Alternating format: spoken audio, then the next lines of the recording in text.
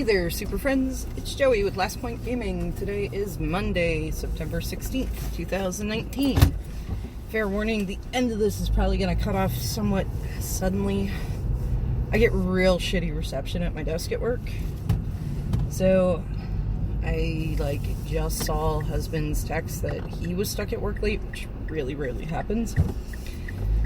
And asking me to, make sure I'm home in time to pick up the kids. Well, I have half an hour to get home from work to pick up the kids.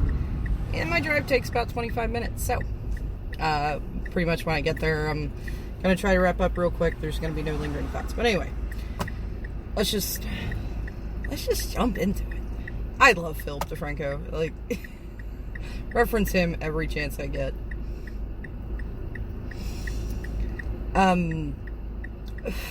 Anyway, so today I want to talk about the Arena Historic format, which it sounds like they're actually probably going to try to make a thing in paper too. It's definitely going to take a lot longer for paper to get into this. So, I wasn't really playing, I definitely wasn't playing organized play during the days of Standard Extended and when Modern first started up. But I know a lot of people who were. So it sounds like Standard Extended wasn't well received because it had some of the cost barrier that Modern does now, but was also rotating. I mean, personally, as somebody who finally managed to break into Modern, I look at Standard now and I'm like, Jesus Christ, that was such a waste of money when I played that. Because you have to update your deck every new release. And maybe you get lucky and, new set comes out and you just need a couple, commons and uncommons to make your deck a little better. But it is entirely possible for a new set to be released and, it's entirely possible for Throne of Eldraine to release. New standard happens, everybody adjusts to it, builds their decks, whatever. And then when the next set, after Eldraine comes out, drops, something is dropped that completely nullifies what were the top-end decks before.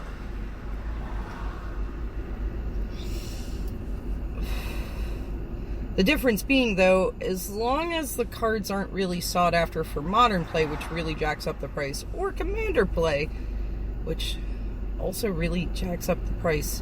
It's got to be the most expensive casual game ever to play Commander.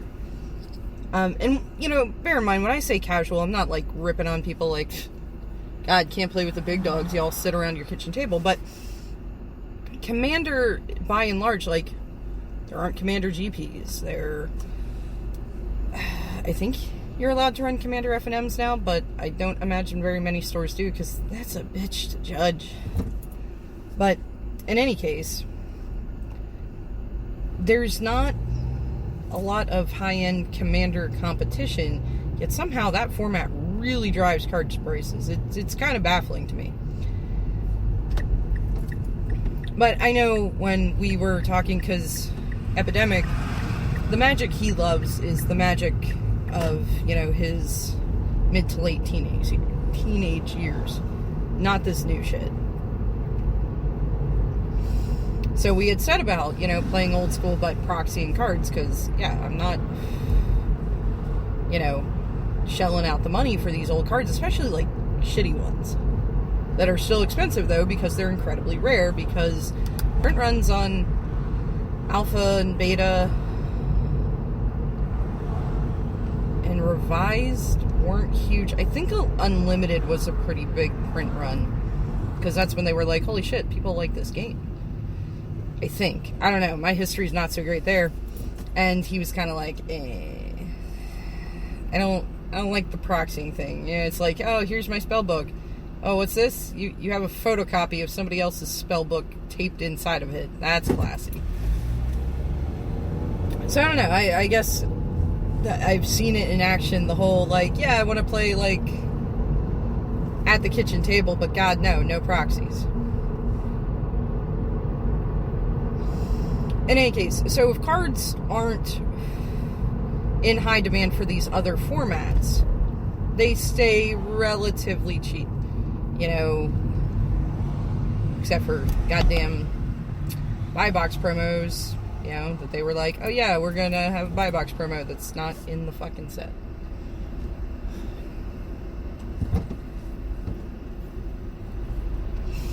I'm still not really buying it that there's more copies of those than any other Mythic in the set. I don't know.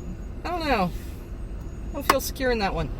But anyway, as long as, yeah, these other formats don't need these cards, you know, rares tend to stay around like the $20, $25, but even there, you drop $25 on, you know, a rare that you absolutely need for your deck, and because it's not valuable to other formats, you know, as soon as that deck becomes not playable for whatever reason in Standard, your card value is going to sink like a goddamn stone.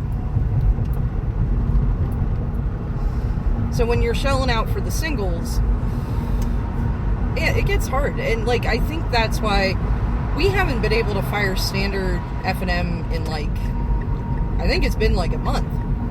And I think that's part of the reason is this particular Standard format was actually pretty good for diversity, but it's so constantly shifting.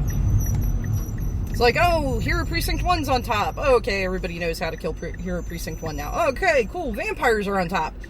Alright, Civic Flash. You know, it just keeps bouncing all over the place.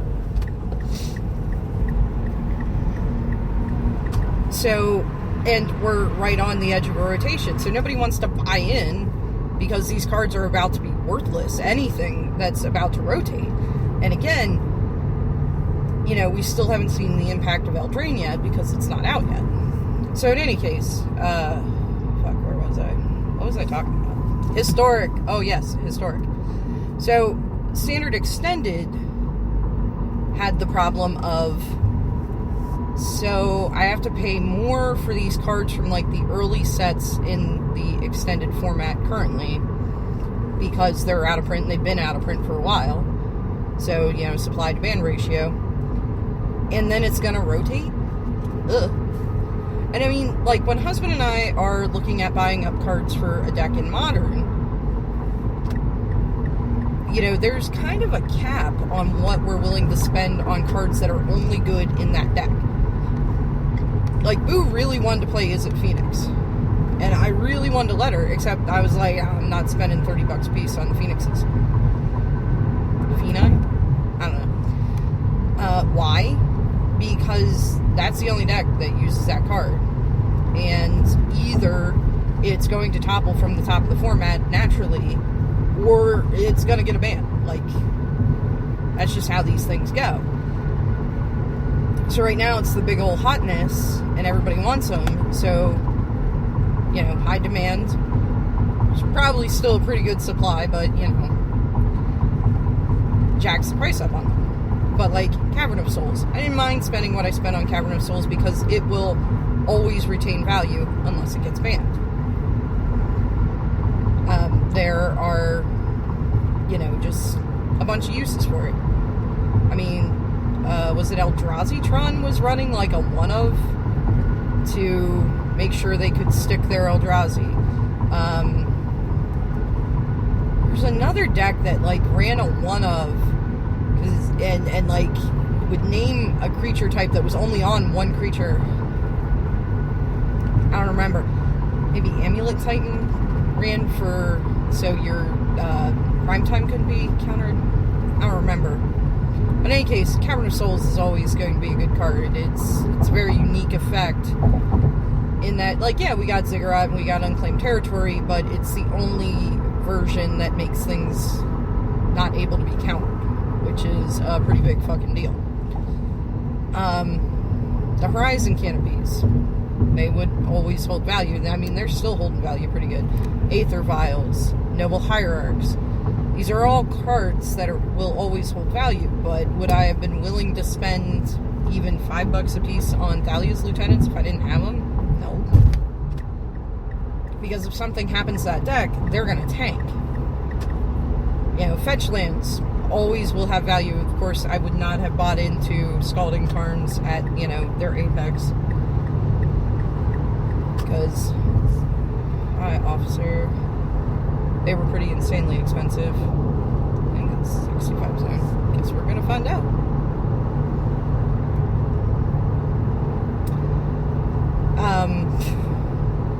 Sorry.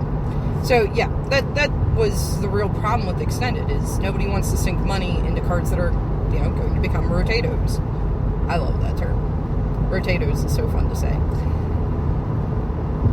So then it became Modern. And I'm sure at first, Modern didn't really catch on. Just like, I think Frontier could have been a good midpoint format between Standard and Modern, except they fired it too soon.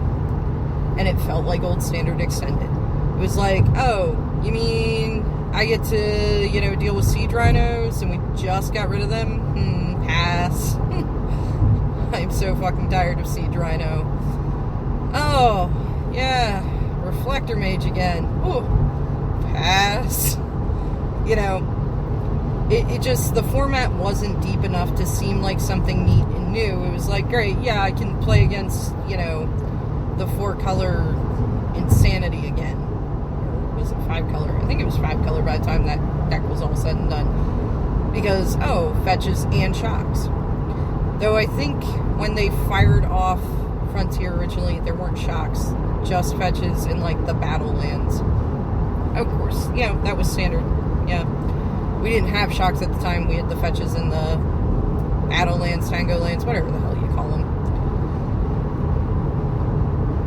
So, nobody wanted to go back to playing that format because that format was disgusting. And so Frontier kind of, flopped like a fish. Unfortunate.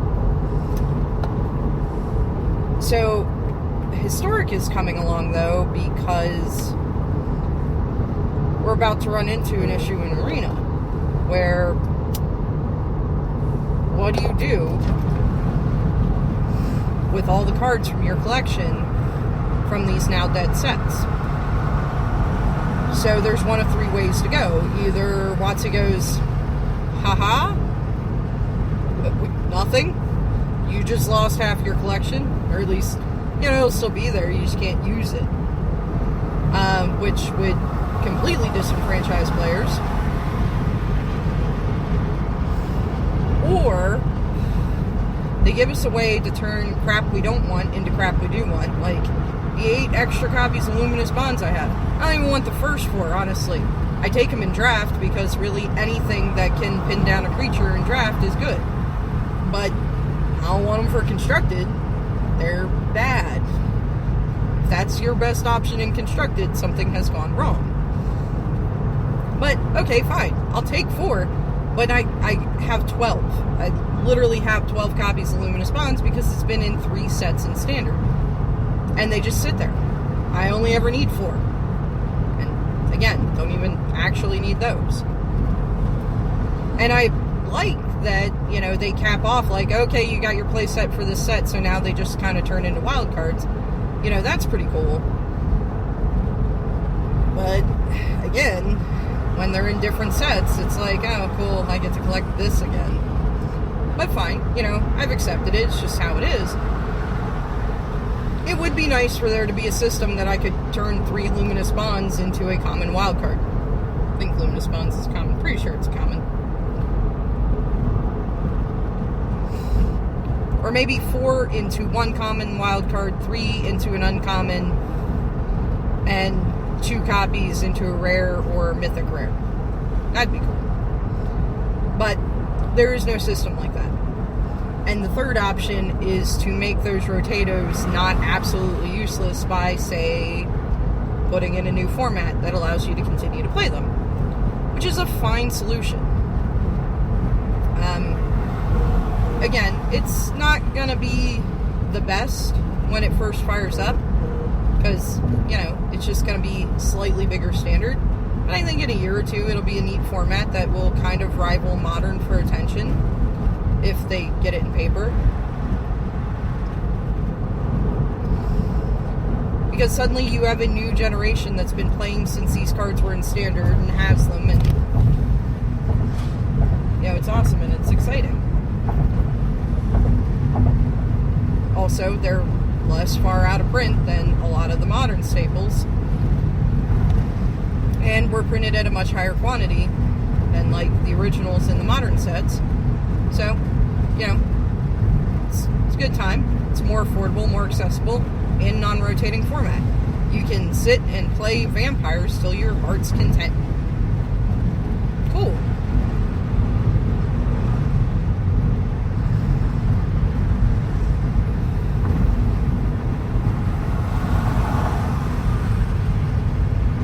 Sorry, my car got a little shaky all of a sudden, and it doesn't seem windy, so that's making me a little nervous.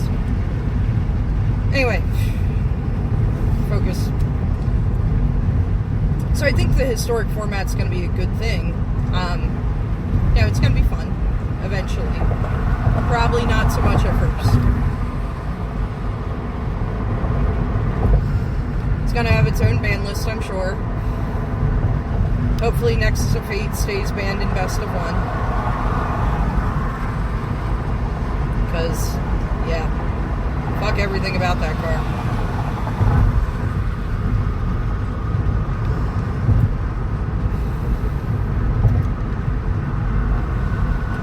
But some of the things they had announced with the historic format really rubbed people the wrong way.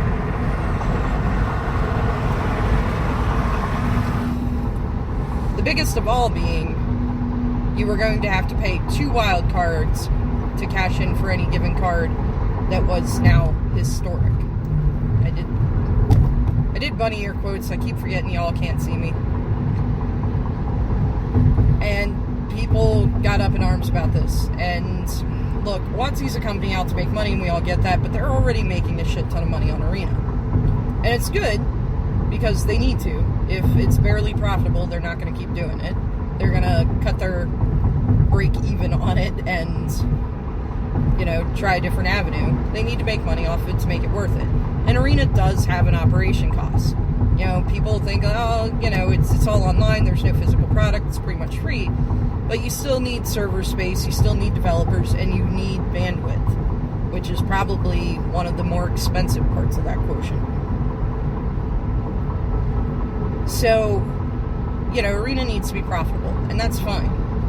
But the 2-for-1 wild cards on Historic really had people, pissed off, because wild cards are, hard enough to get.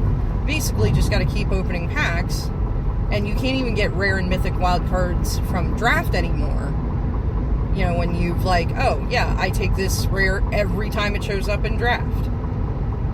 And so I've already completed a playset. Or, day one of the set dropping, I went and cashed in wild cards for a playset of those because, I needed them for a deck. You get gems for them now, which I personally like because it, facilitates me drafting more, and some sets are really fun to draft. M20's been pretty fun to draft. Fuck War of the Spark. I'm probably actually pretty light on War of the Spark cards because that draft format just, I couldn't stand it. It was something about it that I just didn't get what good draft strategies were. I just always got my ass beat. It sucked. But M20 was a much more fun draft, or is a much more fun draft format. Every time I have enough resources to fire off another draft in it, I do. And, I've done the 2 wins, 3 losses, kicked out of the queue, and I've, completed the whole ladder. That fucking giant-ass dragon, the red one, Jesus. When you have an opponent land one of those, if you do not have an answer, you're done. And it's a 7/7, so you can't even use, the red burnout spell for it. You need a hard removal spell, but in any case. Neither here nor there. Thus far, I've, really enjoyed that draft format. So I've gotten a lot of gems because I've drafted it a lot. But at the same time, when you're going to tell me that I need to cash in 2 rare wild cards for a single rare card that's quote-unquote historic, well, now that's a lot more irritating because pretty much the only way you get the rare and mythic wild cards anymore is by opening up, packs that, you can win and draft and everything, and building up your vault and cycling through, every pack you open, you get a tick on the uncommon and the rare wild card until you get so many rare wild cards, and then you're ticking up for a mythic wild card. And I guess you can get them from like daily quests and stuff. So they've added ways to get them. But at the same time, when you're looking at a max payout from a draft of 2 packs, so 2 ticks on your collection of, or on your, pack opening towards more wild cards, towards your vault or whatever they call it, it's really slow progress unless you're buying packs. And so it's hard enough to get these cards. And then when you further add in the complication of now it's going to be 2 for 1, I mean, the cost increase there is pretty significant. Again, this is mostly for the rares and mythics. Like, I've got over 100 common and uncommon wild cards sitting in my bank right now. I get excited when I need commons. I'm like, oh yeah, try all of them. It's cool. So the community, as a collective, kind of raised an uproar about it, and there were people trying to rationalize, well, like, look at how much more expensive a modern deck is than a standard deck, and it's like, yeah, but there's a reason for that, and that's the secondary market, which WotC has circumnavigated with Arena by not allowing trading of cards.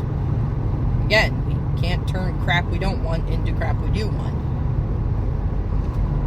Which is good, because you always know, what it's going to quote-unquote cost you to build a deck. But at the same time, that really nullifies the excuse, because like a lot of the reason that Modern's more expensive is, again, these cards are out of print. They've been out of print for a while. And even when reprints happen in these master sets and stuff, they're limited print run. They may be larger print runs, but they're still like, they're designed to create a sense of urgency, I guess, by only printing so many boxes or only printing them for so long.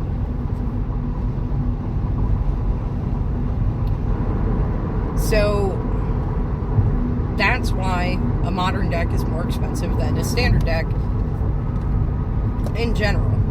Anymore, some of those prices get kind of close together. So this logic doesn't work for the closed economic system of Arena. So, but WotC heard us and decided that, okay, you know what, no, we're going to leave it 1 for 1. They had announced that they were also going to do historic packs where they put in, like, random modern era cards. And, like, there was talk of, like, Dark Confidant and Wormcoil Engine. And personally, I thought this was a really terrible idea. Because if you look at kind of how delicate the modern ecosystem is, and, well, it's not really delicate. It is fairly resilient, but, look at the KCI issue, where this crappy artifact that nobody played in Standard because it was worthless unlocks this super busted deck. And, no, you know what? Hogak, they should have seen that one coming. I'm sorry. Hogak was a bad call. So,